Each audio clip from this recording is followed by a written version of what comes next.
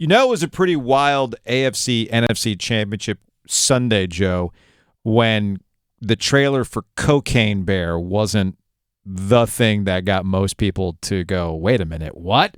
I think that moment probably happened in the Kansas City Chiefs Cincinnati Bengals game where they gave the Chiefs a do-over because they didn't hear the whistle, or any number of times that people wanted to question the calls. The only call that they weren't going to question yesterday was the final play that set up Harrison Butker's game-winning kick. But it wasn't the greatest conference championship weekend, but it certainly provided a bunch of storylines coming out of Sunday's game. Like, what are the San Francisco 49ers going to do at quarterback going forward? And you already know the answer to that. I do know the answer to that. And what is how healthy is Patrick Mahomes going to be in the next 2 weeks when they take on an Eagles team who, another storyline, has had bracket luck, for lack of a better term? I still haven't heard the lead of the weekend yet. And that is? Just how bad the officials were. Can we stop in the with that? fourth quarter of the Chiefs and the Bengals game. All right. You're triggering me. No, you're being dismissive of the... Can we stop with that? No. So you start. You tell me, because we're going to start from the premise of officiating is difficult. No, say what you need to do. Say what you need to say. All right. In the first 3 quarters of the football game, there were 4 penalties called on the Bengals. There were 4 penalties called on the Chiefs. Did anyone have a problem with the first 3 quarters of the football game and how it was officiated in that game, right? Mm-hmm. Did anyone? Probably not. I don't know. In the fourth quarter, there was a flag on the ground 6 times. Mm-hmm. 6. Mm-hmm.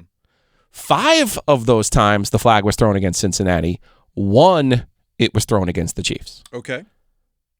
What happened in the fourth quarter? What are you insinuating? What happened in the fourth quarter? What are you insinuating? What I'm insinuating is, how can the game be even? And it was a tie game, by the way. So how can the game be even for 3 quarters in every way possible?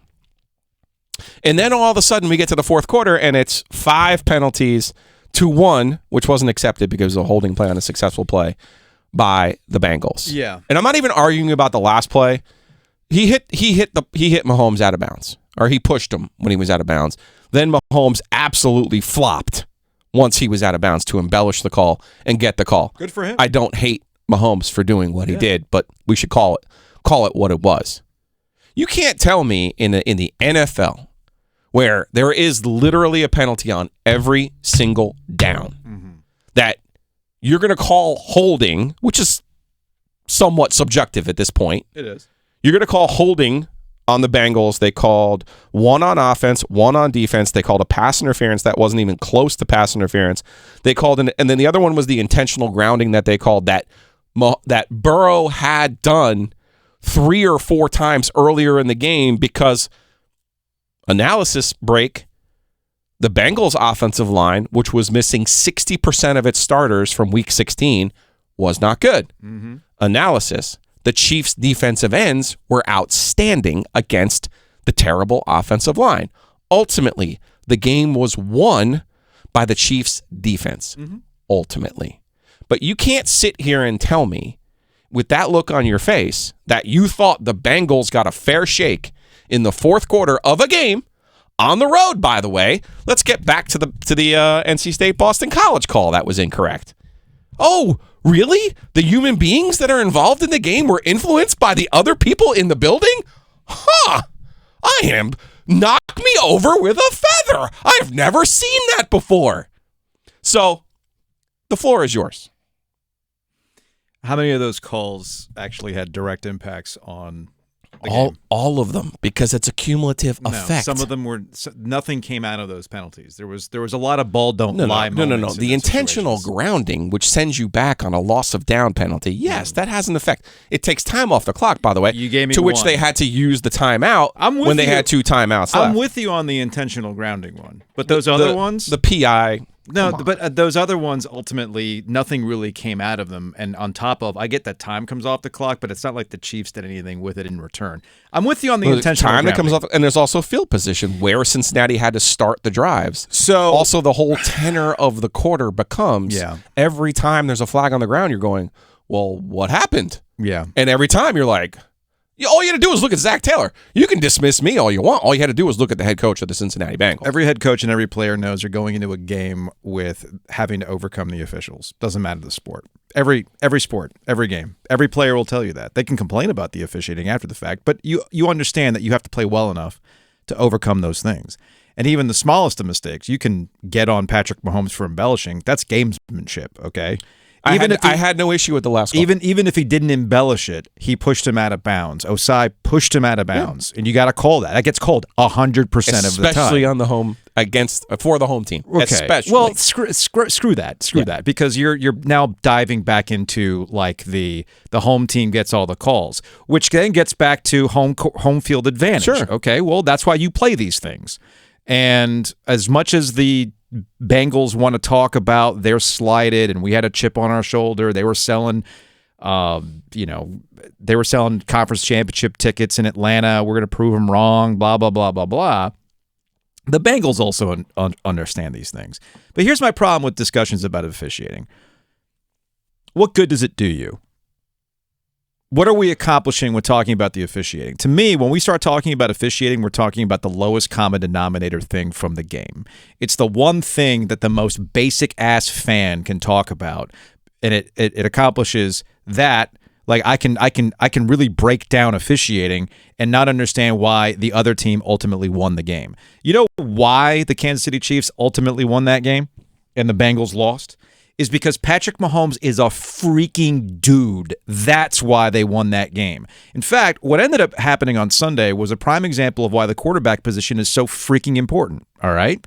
You had, on one hand, the San Francisco 49ers proving to you as much as Kyle Shanahan can be credited for scheming up to getting to the conference championship game with Brock Purdy, their third-string quarterback, okay? Let's not forget that they went Zach, what am I? I'm getting my quarterback confused. Trey Lance, thank you. Trey Lance doesn't even play. Jimmy Garoppolo is the savior. He gets hurt, and they ride this wave of Brock Purdy. They're down to Josh Johnson, who's been in the league, 15 years on 30 different teams at this point. So, and then he got hurt to the point where we're wondering about Christian McCaffrey and whether or not they're going to run Wildcat with him, which were ultimately denied. But they put Brock Purdy back in there, but he can't throw the ball down the field with his shoulder. So they still kept that game relatively close for as long as they possibly could. But ultimately, without a quarterback, they were DOA. Flip it. The Kansas City Chiefs had how many guys hurt in that game? Oh, their top 3 receivers. They're left with a guy who did what at NC State, Joe? Dropped every pass that I ever saw him thrown his way.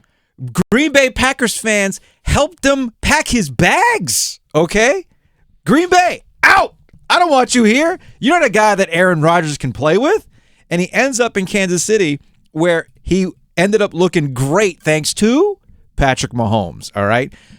Shout out to one of my favorite music follows who pointed out that Pacheco, was it Isaiah Pacheco? Sounds like a session drummer who worked on some Steely Dan albums back in the day. And they were and he was hurt. And yet, a hobbled Patrick Mahomes still found enough juice to get that team in a position to win. That's my takeaway from the game. But you want to bitch about officiating? That to me sounds like a guy who sucks the fun out of stuff. You're not fun at parties. When you start talking about officiating, that's the first thing I think about is, man, you must be a terrible person to hang with at parties, which I know isn't true. Why? You're actually a very fun person to hang out with, Joe. But when officiating comes up, you turn into this guy. It's like the State fan hasn't left you, Joe. Why would the game change in the fourth quarter? That's what I don't understand, and that's the question that you're not answering. No, we talked about this last week, and I was dismissed. Okay. This is the other thing about officiating that grinds my freaking gears. I almost cursed. Last week I was dismissed when I asked for simple questions about consistency in officiating, right? Was I not dismissed? I was dismissed.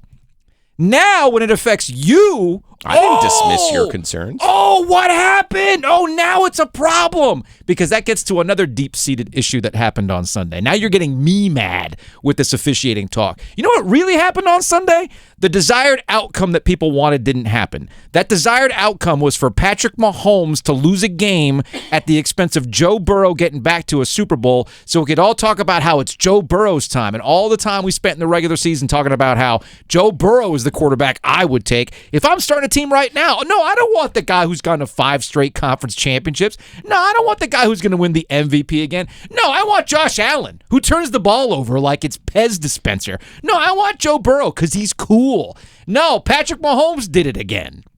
And now people are mad about that, and they're thinking it's some sort of predetermined outcome. I think and let's not forget you with Patrick Mahomes. Line. No, let's not. There it is. You don't even want to give Patrick Mahomes credit. I don't. You called, I need to see him without the cheetah. He freaking did it without the cheetah. He did it with Marvez. Yes. Marmalade Vazquez-Scantling. Yeah, he did it without the cheetah. Instead, he got all the cheaters to help him with 5 flags. My 5 goodness. flags. 6 total And flags. that's what it 5 is. thrown against Cincinnati. That's what it there is. you go. That's exactly what it is. Every discussion about officiating is about my desired outcome didn't happen, so I got to blame somebody, so I know what I'm going to do. I'm going to blame the officials for ripping the desired outcome from my fingertips. Why do you think they had no effect on the outcome of the game? That's what I don't understand. Again, four penalties each in the first 3 quarters. The fourth quarter, 5-1. How does that make any sense to you? If the Bengals win that game, are we talking about officiating today?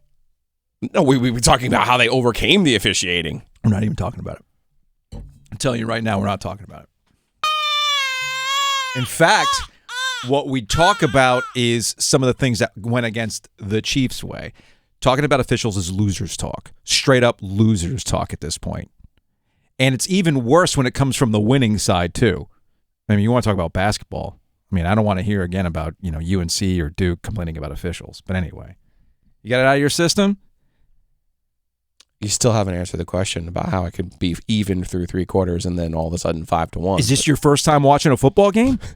Is this your first time watching sports? I'm just asking I'm asking you to answer the question. I just did by asking you, are you new here? No, you said talking about officials is for losers. I'm saying to you there were 6 flags thrown and 5 were against one team. It's loser talk. But because I ask you, are you new here? How many times have you watched? How many times have you watched NFL games? I was born yesterday. You're right. How many times do we see this? Brand new. How many times do we see this? I would have to go back and see if every fourth quarter flag was thrown against one team. That would require some homework. I don't know. It almost feels like you're still bent out of shape about what happened with NC State and Boston College. Oh, that actually proved my point about what happened with NC State and Boston College. Okay, fine. You don't fair throw enough. that flag. You don't throw that flag. But shocker, home field advantage ends up benefiting the home field. That's how it's supposed to work. Shocker, yes. The Steve Loganism that the refs know who's supposed to win in those situations came to fruition. Bro, I'm like shoulder shrug when it comes to that kind of stuff. Shoulder shrug when it comes to that kind of stuff.